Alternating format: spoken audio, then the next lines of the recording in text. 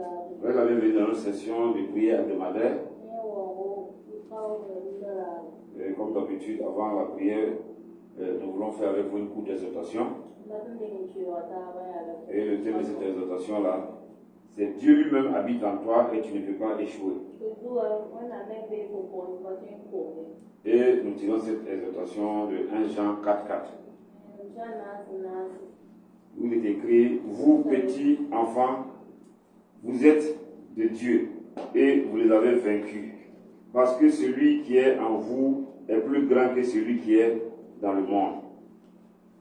Donc voici une parole qui est prononcée par un apôtre de Jésus, l'apôtre Jean. Et Jésus même en a parlé, mais pas juste dans ces termes. Il dit que celui qui croit en moi, il ne mourra pas, il ne périra pas, même s'il meurt, il sera ressuscité. Malheureusement, malgré que ce passage-là dans la Bible, c'est un héritage pour tous les chrétiens, beaucoup sont dans la défaite parce qu'ils ignorent qui est en eux. Voilà pourquoi on dit que quand il n'y a pas de révélation, le peuple vit sans frein et dans la douleur, dans le malheur. Soit tu crois en la Bible, soit tu ne crois pas en la Bible. C'est-à-dire, quand tu lis la Bible, c'est ce que tu dois te poser comme question. Est-ce que c'est vrai? Si c'est vrai, tu dois agir en conséquence. Si ce n'est pas vrai, tu peux te retirer. Mais si c'est vrai, ça veut dire que Dieu a déjà donné certaines solutions et pour lesquelles nous prions. Ici, on te dit que celui qui est en toi est plus grand que celui dans le monde. Et malgré tout ça, tu continues à vivre comme s'il n'y a personne qui est avec toi ou quelque personne qui est en toi. Tu continues à vivre comme si celui qui est au dehors est plus grand que celui qui est dedans. C'est pourquoi l'apôtre Paul dans 1 Corinthiens 6, 19 va poser une question aux chrétiens en rapport avec le fait que le Saint-Esprit vit en nous. Il dit, ne savez-vous pas que votre corps est le temple du Saint-Esprit qui est en vous et que vous avez reçu de Dieu et que vous ne vous appartenez pas à vous-même? Voici l'apôtre Paul qui était obligé de dire aux chrétiens de son temps qui ne comprenaient pas cette réalité-là. C'est-à-dire il avait déjà annoncé, il avait déjà enseigné ce principe-là, que quand tu deviens chrétien, Dieu lui-même vient habiter en toi.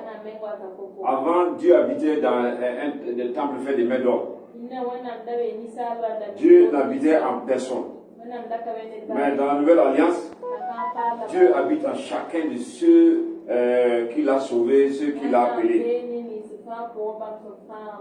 Donc pour voir Dieu, ce n'est pas dans un bâtiment, c'est en toi-même. Parce que Dieu lui-même, il habite en toi. Mais on te pose la question.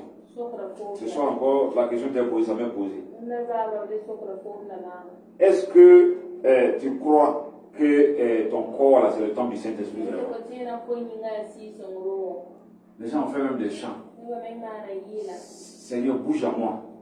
C'est comme s'ils ne sont pas sûrs que le Saint-Esprit a l'œil. Ils disent, non, qu'à bouger pour qu'ils sachent qu'il existe. Si le Saint-Esprit habite vraiment en toi, et à travers cette esprit, c'est Dieu qui habite en toi, et qu'on te dit que celui qui est en toi est plus grand que celui qui est au dehors et celui qui est dans le monde, comment ce qui est dans le monde ou ce qui est au dehors peut arriver à te décourager, t'amener à abandonner, ou bien t'amener à dire que celui qui est en toi est petit, que c'est ce qui est au dehors qui est grand?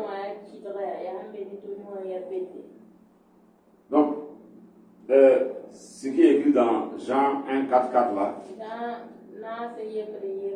c'est un des passages clés. Si tu comprends, ta vie sera équilibrée. Et moi je l'appelle la 4-4 de Dieu. Parce qu'on dit c'est Jean 1, 4, 4. Et quand on regarde ce qui est dit dedans, ça te donne une assurance comme les hommes quand ils sont dans le véhicule qu'on appelle 4x4 selon les humains.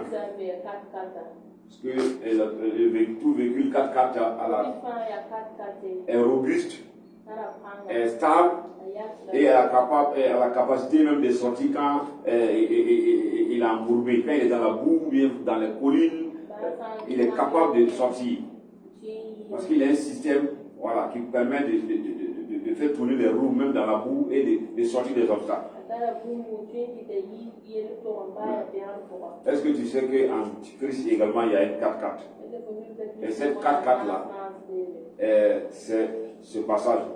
Celui qui est en toi, il est plus grand, il est plus fort que celui qui est au dehors. Donc ça veut dire qu'aucune attaque ou ruse de Satan ne peut te vaincre si tu sais qui est en toi et si tu crois en lui et en sa parole. On n'a pas dit qu'il n'y aura pas des attaques. On va faire dire à Dieu ce qu'il n'a pas dit. Aujourd'hui, beaucoup de prophètes, beaucoup de serviteurs de Dieu, ils annoncent un autre évangile. C'est-à-dire que si tu passes par la souffrance, si tu passes par un temps de pauvreté, et que tu connais l'échec, on dit Dieu n'est pas avec toi. Mais ce n'est pas ce que Jésus a dit. Il dit vous aurez des tribulations. Mais prenez courage. Donc quand je dis que Christ est en toi et que tu as vaincu ce qui est dans le monde,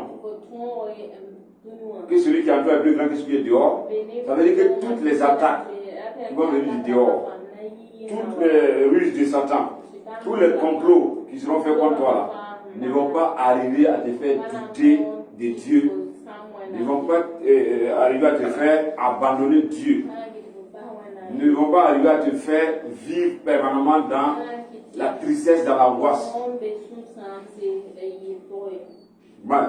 Il peut arriver que à cause des combats, tu perds des choses, que tu sois malade, que tu sois dans la disette, tu connaisses la faim, mais ça ne veut pas dire que tu as été vaincu. Donc, Christ, si tu le connais, qu'il te met en toi, que tu crois en lui, en sa parole, rien de ce qui vient de dehors, comme attaque, comme complot, comme ruse du diable, ne peut te vaincre. Quand on parle du dehors, que celui qui est au dehors là, en réalité on parle de Satan presque. Même quand on parle du monde là, on dit Satan est le prince de l'air qui domine ce monde là. Donc dans le monde, il y a le système de Satan. Il y a les traditions et les coutumes que Satan a imposées aux hommes pour défier Dieu.